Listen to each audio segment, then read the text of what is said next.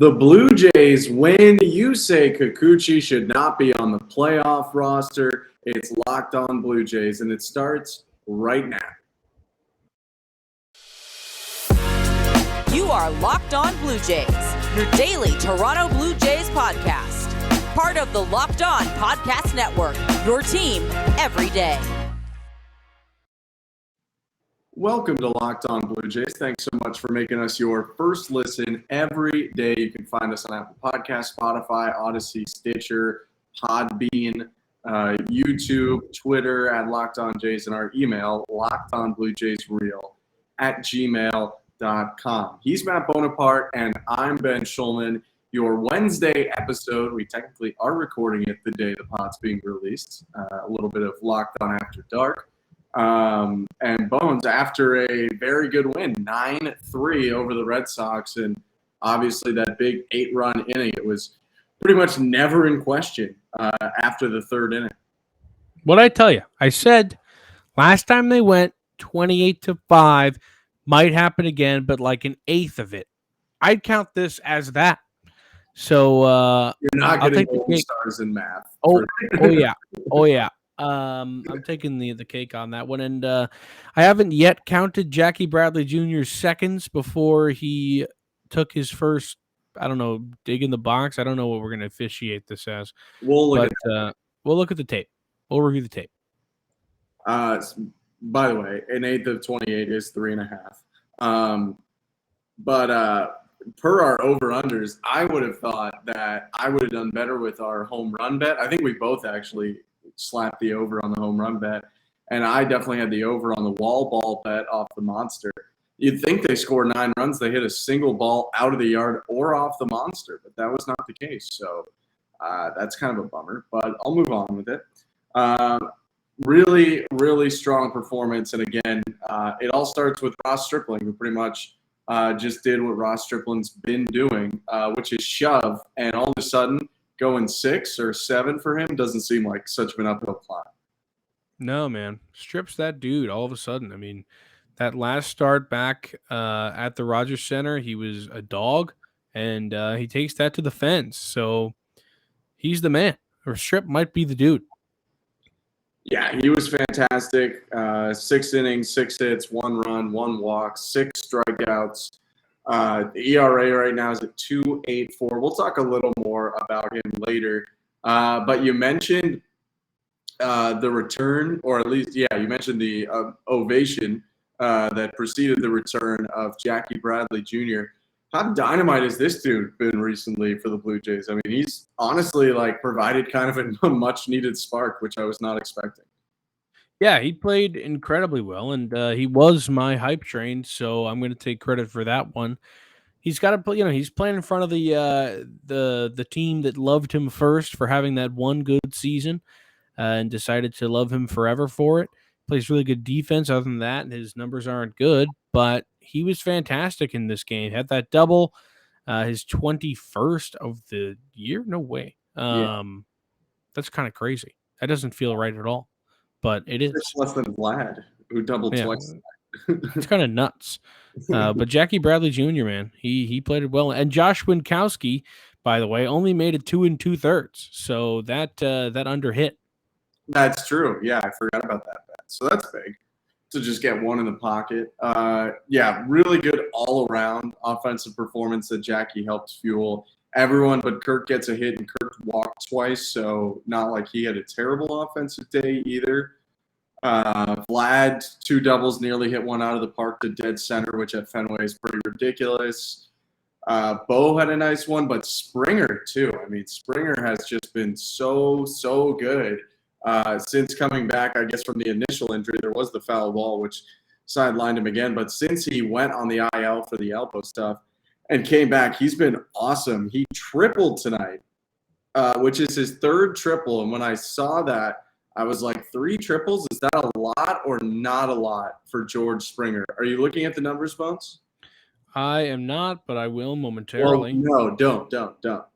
Do you think 3 triples? Because my brain did not know where to go immediately. Do you think 3 triples is a lot or not a lot in a season for George Springer? I think it is a lot. You would be correct that it is a lot. Only 2 other times in Springer's career has he ever hit 3 triples in a season.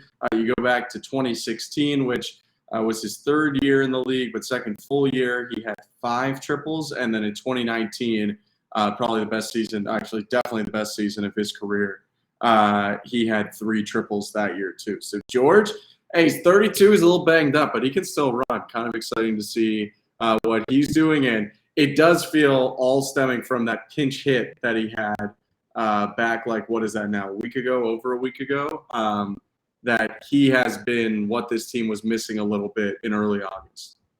Totally, man. He's been banged up. That's kind of why they went out and got JBJ and Witt. We talked about Witt having been the George insurance, but hey, if he can get out there on the field and you don't have to see Whit Merrifield in center field pretty much every night, that's good.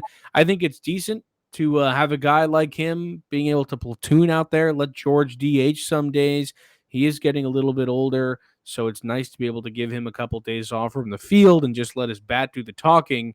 But George, he has been the spark that this offense needs. And every single time he's not there, you know it. I mean, the lineup is significantly different with George Springer absent. So to have him back is pretty much invaluable. Yeah, you usually end up pulling like Lourdes out of the middle of the lineup and bringing him up, and then it just doesn't feel as deep. And I still love the fact that the Blue Jays don't have like a consistent DH, and it allows them to do stuff like this. Like if they had traded for a Josh Bell or something and had a consistent DH, they wouldn't be able to do stuff like this all the time. So I think that really plays into their favor. And it did today when George, drove in 3 with 2 hits, leading off and being the designated hitter. What else? Teo was pretty good. Bo was good. Chapman, 2 more hits. He's still chugging along. Bullpen wasn't great, but that isn't the end of the world considering it's low leverage guys when you're up 9-1. Reese McGuire pitched in this game, by the way. We can't let that Reese go. McGuire did pitch in this game, and he didn't give up a run. So credit to a 1-2-3 inning. Yeah, credit to Reese. And he changed the speeds on him. He was going from 72 to like 54. Maybe the Red Sox want to use him. Yeah, let's see. He had a 67 and the 55-mile-per-hour slider to Bichette. He went 72 and 59-mile-per-hour slider to Chapman. He went down to 53 at one point against Biggio. According to ESPN, at least, every pitch he threw was a slider, which I kind of love that for him. If he just went out there, there's a 20-mile-per-hour difference between some of the pitches. But if he just went out there and he's like, I've just had this slider forever, and I'm going to see if she bites. And it did. I'm totally in on that because that's a hilarious move from Reese. So, yeah, he was my scary, and I'm going to take that towards helping his case as a good scary, that he pitched a scoreless inning. Versatile. Can play both ends of the battery, mate. I like it. Next Ohtani, they're saying. Never know. Okay. We are going to talk next about one of those struggling relievers I mentioned, Yusei Kikuchi. I don't believe he should be a part of the playoff roster. We'll break that down, and really the whole playoff roster coming up. But first, I want you to picture a scenario. You're hanging out with some friends and putting back a few drinks, but a few becomes a few too many. As the evening comes to an end and people start to head out, you think of calling for a ride. Nah, you live nearby. You can make it home okay. It's no big deal. What are the odds you get pulled over anyway? And even so, what's the worst that could happen? Your insurance goes up, you lose your license, you lose your job, you total your car, you kill someone? Everyone knows the risks of drunk driving. The results are tragic and often deadly. However, that still doesn't stop everyone from getting behind the wheel while under the influence. That's why police officers are out there right now looking for impaired drivers on our roads to save lives. So if you think you're okay to drive after a few drinks, think again. Play it safe and plan ahead to get a ride. It only takes one mistake to change your life or someone else's forever. Drive sober or get pulled over. Okie dokie artichoke. It's time to talk playoff roster. There have been, murmurs pretty much all season long. I'll say it. I called pretty much since day one that Yusei Kikuchi was not, in fact, the man. I was saying, if you're a podcast lifer and you've been here the whole time, of the Bones and Ben era on this podcast, you'll know that I was saying it since day one. I wasn't always right, but that one I was right about. Yusei Kikuchi has since been moved to the bullpen pretty much full time. He pitched into this game. Should he be on the playoff roster? That is the question that we're pretty much asking. We're going to give a little bit of a playoff roster preview. Does Yusei Kikuchi fit in? What bullpen arms fit in? There are pretty much 13 position players that there's pretty much no debate about. Those are Kirk Guerrero Jr. There could be one debate, but it's a little out there. Okay, well, you let me know right after this, after I list them. Kirk Guerrero Jr., Espinal Bichette, Chapman Gurriel Jr., Springer Hernandez, Tapia Biggio, Jansen, Merrifield, Bradley Jr. I think you're going to say Tapia. Well, do you want to do the position player first, or should we first debate Kikuchi? Let's start with the position players because I've just listed all of them. The only position player I think you could think about not having is Tapia. And the reason I think why, I mean, Tapia and or JBJ, whichever one you like better. I guess Witt, like one of those three, because you just got to think about what is being provided that's different. Like you have to have this whole toolbox. And with JBJ here and hitting well from the left side, I think you could legitimately wonder what exactly Tapia's role is. He's not the best defensive replacement center fielder. I'd at least take Jackie Bradley, if not also Whit Merrifield in center over him. He doesn't have the versatility Whit has to play infield, outfield. Jackie's a left-handed bat just like Tapia is. Whit is probably just about as fast as Tapia is. So if you're talking about pinch running, it's not necessarily like he's a huge candidate to come in there and make an impact at a different level than Whit. So this is more philosophical than this player versus this player. It's, do you want another pitcher bad enough that you want to do this? Now, the pitcher in question, it would be 2 out of the 3 of the guys we're probably about to debate, which is Yusei, Pop, and then like a Julian Merriweather coming off the IL or something like that. So what I'm going to say is you take Tapia off the roster, then you're left with, on the bench, Jansen, Biggio, Merrifield, Jackie Bradley Jr. One of them's the DH. So you have 3 guys on the bench now. One of them's not necessarily. One of them, I guess. But what if you have Jansen catching, Kirk at DH, like Espinal's your second bit? Like, can't you? So you're still only going to have 3 guys on the bench. Right. Yeah, you're gonna have 3. Because you only have 12 players. Yeah. So that's my thing. If I'm John Schneider, I don't want to only have 3 guys to go to. I want to have at least 4. So, I mean, if not 5 even. So they won't have 5. They don't have 5, but I'm just saying in a perfect world. So I think I'd want to keep Tapia there, but I see what you're meaning. I mean, what is Tapia's purpose if Jackie Bradley Jr. exists? Jackie Bradley's a better defender. He has more experience. He's been in a World Series. He's an ALCS MVP. Tapia doesn't have any of that. He has a better bat, sure, but how much better? I mean, Jackie Bradley Jr.'s bat is pretty much non-existent. To hit a double tonight, but compared to Tapia's, who only has a 676 OPS, I mean, what are you really going to miss?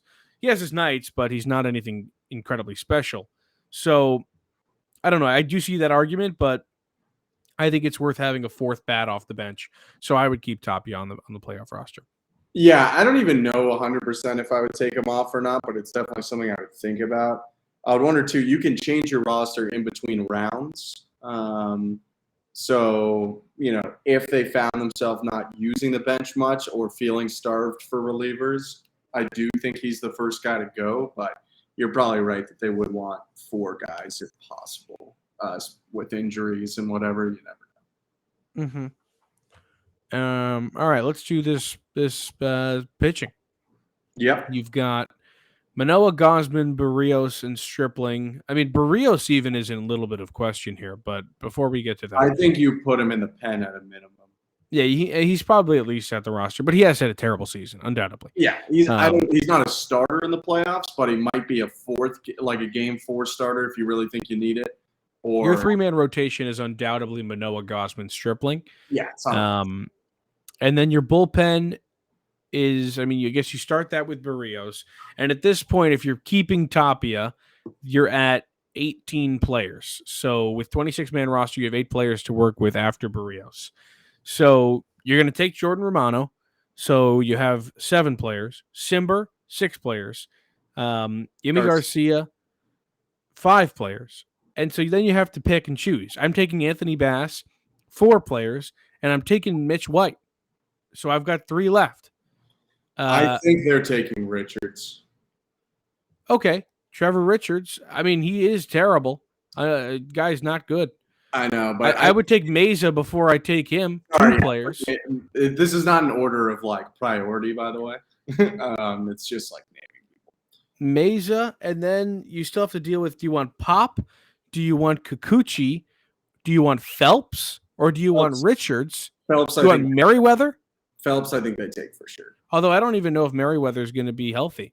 I believe he is. I mean, I can look it up right now, but I believe he's supposed to come off IL. He might already be on a rehab. He's on the 60-day IL. Last time he pitched was June 13th against Baltimore in a 11-1 victory. Yeah, I think he's in rehab. I think he's on a rehab assignment and has been for 2 weeks, which means he's definitely pretty much ready to go. He's pitched 6 times already.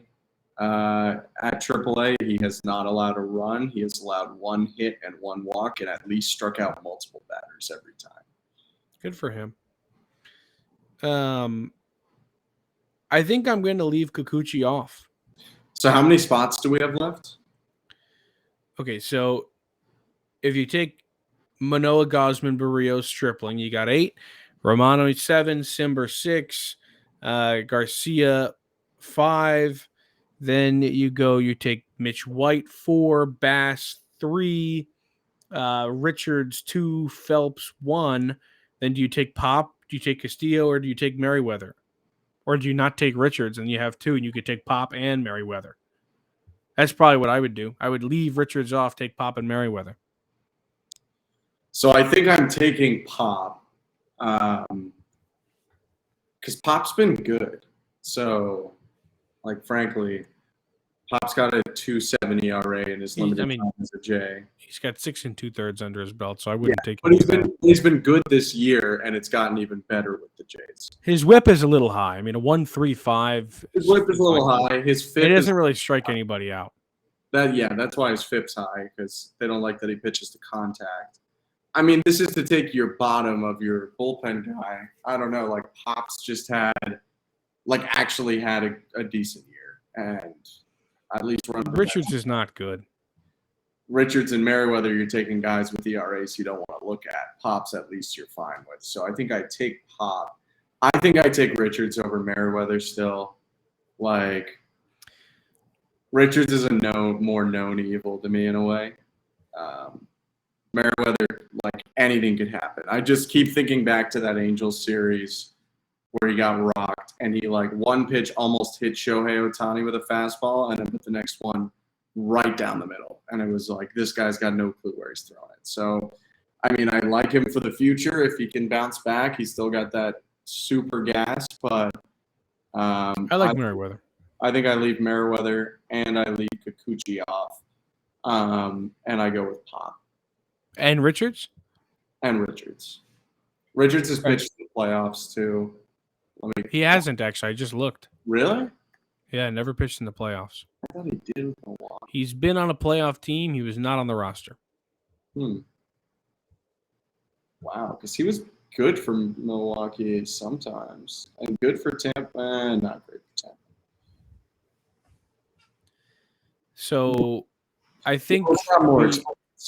I'm still the what? He's got more experience, so he does, and that's the thing I was thinking about as well. I don't know though. I mean, Merriweather. I've said it a couple times, and I don't know how often you're going to use him anyway, but like neither of those guys I'd have extreme trust in, so I don't even know if you'd see him.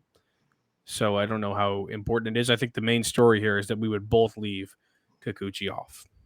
Yeah, it doesn't matter, truthfully, too much between Richards or Richards or Merriweather. I mean, there'll be the Matt Gage community getting mad at us. There could even be somewhat like if you're talking about you're not going to use Richards or Merriweather, there is maybe some validity to taking Thornton because at least he can eat a bunch of innings. Like you get down and you just toss Thornton out there to mop. Because that's Richards can go multiple innings. When's the last time he played an MLB game? Thornton, probably a month and a half. Yeah, August 15th. He was just there. Oh, 10 days. Didn't remember. Yeah, maybe Thornton gets a shout as well. All right. Well, I think it gets pretty tough, like it always does, because bullpen arms make things difficult. But I guess that's a better problem to have than not making the playoffs at all. Can I throw one thing in that we won't discuss? Maybe we'll talk about it tomorrow. Sure, man. Considering how much you might want to catch Jansen and DH Kirk, maybe instead of Tapia, you have Gabby Moreno on your bench. I thought about that as well. Do you want to just talk about that in our next segment? Sure, we could do a mix. Okay. All right, let me do a quick ad read, and then we'll talk about that.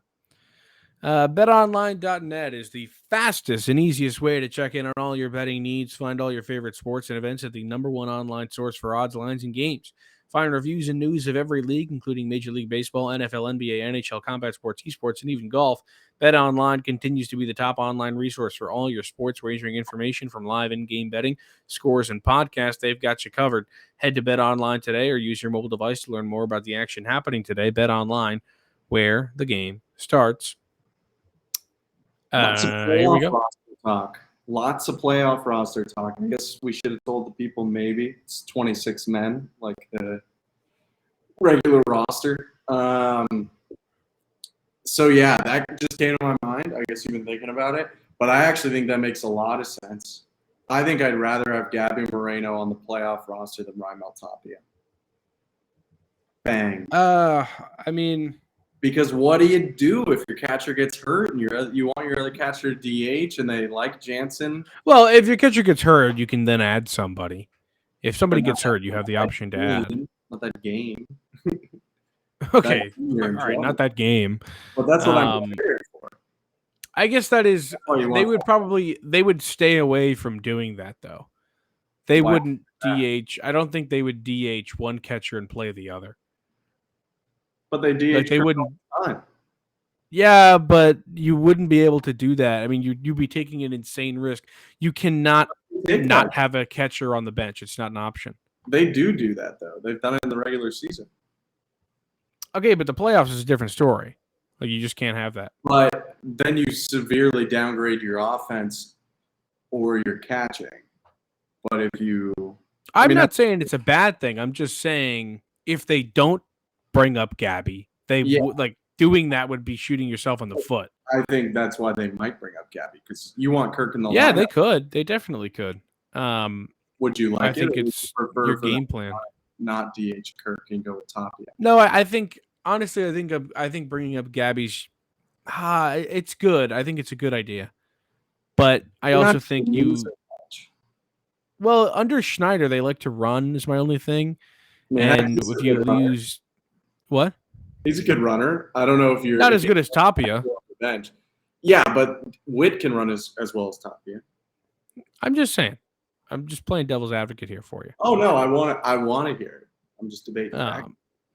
I'm just saying, like Tapia, he just I think he fits what Schneider likes to do in terms of running. Like he's so aggressive on the base paths, and I don't think he would be as aggressive if Gabby was up. Although I wonder if they were to bring Gabby up, would they bring him up? They have to bring him up before September, right? That's the rule. Yeah, I mean, He'd have to be on the roster September you have to 1st. be on the 40-man a certain number of days before. I don't know about the 25 or the 26-man as it is these days. I'll look it up. I know because with signings, you have to be on the 40-man like 40 days before the playoffs or something. Because you can sign a guy really late in the year, but he can't play in the playoffs if you sign him like with 3 weeks to go in the season or something. In a typical season, any player who is on the 40-man roster or 60-day injured list as of 11:59 p.m. Eastern on August 31st is eligible for the postseason. Okay, so he's on the So 40. they either have to be on the 40. So so they could bring him up. On the 40-man. But I wonder if they would bring him up in September. They'd probably have to, just so we can get used to MLB pitching. So they may as well, September call-ups. Yeah, totally. The minor league season's going to end, and so it's either, the only thing you have to deal with there is like service time, but hopefully they don't care about that. But I don't think it affects it enough because September call-ups were rocking even before they added the service time penalties. So, although they played a little this year, but it was such a short time. Yeah, he wasn't up for very long. And he was good when he was up. Yeah, he got a little exposed near the end of it. Sure. He was definitely a good catcher. And his hitting had, he showed the ability to hit well, I think. He didn't hit for power was all. Like, he was all singles all the time. He had a 293 slugging when he was in the majors. Yeah, which is not good. No, it's not good. But I will go on record as saying I don't think they're going to do it, honestly. I think they're going to take Tapia.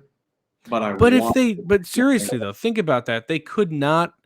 I think it's a decent point because you could not. Here's what they will. Actually, you know what I think they will do? I think they wouldn't take Richards or Merriweather, and they'll do both Tapia and Moreno. But people just love having as many pitchers as possible. Yeah, but I think having the extra catcher is more valuable than one more mop-up pitcher. I don't disagree with you, but I'm not sure But how could you justify your lineup having two catchers in it, one of them useless defensively, and not having one on the bench? I have never seen somebody put up a lineup that doesn't give you a catcher on the bench in the playoffs. I think they would just start Kirk, probably. Yeah, but DH Jansen? No, I don't. If Kirk's starting, Jansen's not hitting well enough to DH. DH someone else. DH Jordan. Okay, so you just don't think that they would make the lineup like that? I just think Kirk, if they go deep, Kirk will have to DH a game. I'd be shocked if he caught every game. He's a catcher too, so he's just gonna have to probably not catch at least once, But you can't afford not to have his bat. Yeah. So unless there's a matchup against a pitcher where he's done really poorly, like I don't know how he's hit certain guys, maybe you could justify it. I am for the 12 pitchers, or not maybe 12. Yeah, 12, 14. Yeah, I'm for 12 pitchers in Gabby and Tapia. Well, we'll see what happens. We dove pretty deep into the playoff roster today, but there's still 42 games to go and a certain number of episodes that's slightly less than 42 for you to come along with us. We appreciate you tuning in today. Now make your second listen the Locked On MLB podcast. MLB expert Paul Francis Sullivan brings humor, passion, and a unique perspective on every team and the biggest stories around the league. Follow the #1 daily league-wide podcast, Locked On MLB, on the Odyssey app, YouTube, and wherever you get your podcasts. He's Matt Bonaparte. I'm Ben Shulman. Thank you so much for listening, and we will see you tomorrow.